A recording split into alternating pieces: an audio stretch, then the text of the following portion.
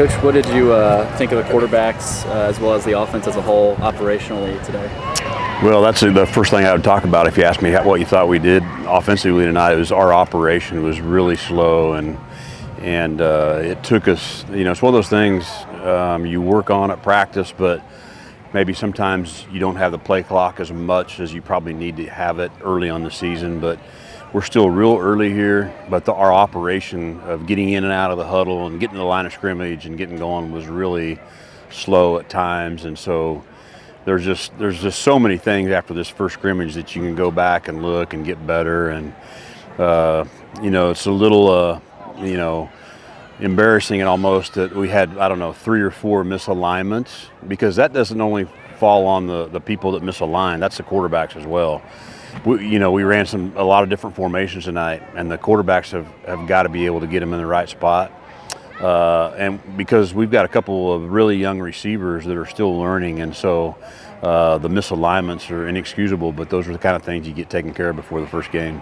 How do you evaluate the quarterbacks when they're not live, and especially you want to run with them a little bit? That's exactly right. That's hard sometimes, because there's times when, it would have been a first down, okay, and then you're thinking about your first down call, but yet no, they spotted it short and it's 3rd and 3. And so those are the things that you have to deal with. In the spring, a few times we went live on the quarterbacks, and it really makes it easier for both the offense and the defense to see that and to have that, go through that like that. But that does make it a little bit tough at times. But on the other hand, we're in a position where you've got to keep your quarterbacks healthy at this point between now and the first game. How do you weigh evaluation with obviously a long live period like today versus day-to-day practice? Well, first and foremost, and our quarterbacks know, they get evaluated on a bunch of different things, okay? But first and foremost is taking care of the football.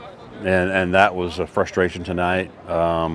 We've got some experienced guys that have played a lot of football that end up turning the ball over in situations where that shouldn't have happened. And so it's one thing to maybe get tricked on a blitz and not know what's coming and get pressured. But the turnovers we made tonight were kind of inexcusable. So, and that falls on me. I mean, I've got to do a better job of getting those guys clued into when to get the ball out of bounds and make sure they understand down and distance. And as a quarterback, one of the toughest positions to play in all sports. Every time you walk up to the line of scrimmage, you got a lot to think about, and you better always know what your plan B is, right? You better always know what plan B is. So.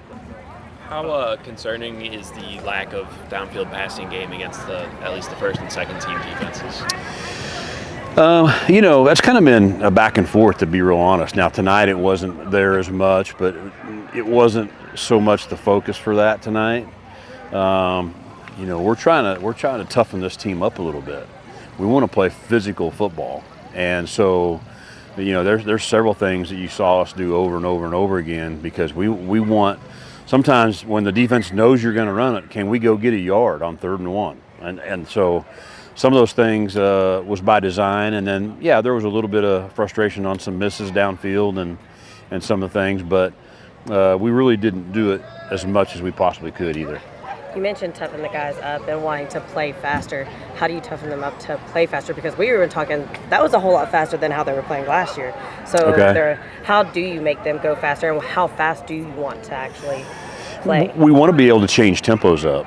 And, there's certain situations where, before the ball snapped, you can see them defensively maybe getting ready to make a change defensively, and then we want to go fast. We have the ability to go fast when we want to, and you have to be able to go fast in 2-minute offense and mayday situations. And so we have practiced that quite a bit.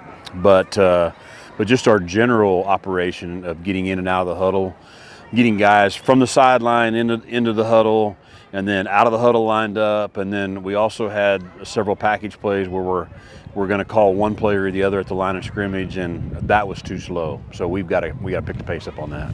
Were you up in the box tonight, or I was on the field? I was in the box. Do you envision that during the season? Yeah, I'll be in the box. Yeah. We had our guys pretty much just like they'll be on game day tonight. Mm-hmm. Do you prefer to have one running back maybe emerge and lead you in carries by a good bit, or you like a committee situation? What do you think you're going to get? I'd like to have, the one that's sticking out right now is Seti, of course. I mean, he sticks out, but and if one emerges, that's okay. You'd like to have 3 of them emerge. You'd like to have three that you could put in there and plug and play at any point in time. But we got some guys that are getting better. AJ had a couple nice runs, but then he had one really nice run where he fumbled the ball. And again, 2 years ago, Coach Langford's one of the best running back coaches in the nation. We had 2 years ago where our running backs didn't fumble not one time all season. So that's a huge, huge emphasis for us. So again, that's one of those things where, we got to give the defensive credit for causing the fumble, but we've got to be able to take care of the ball better.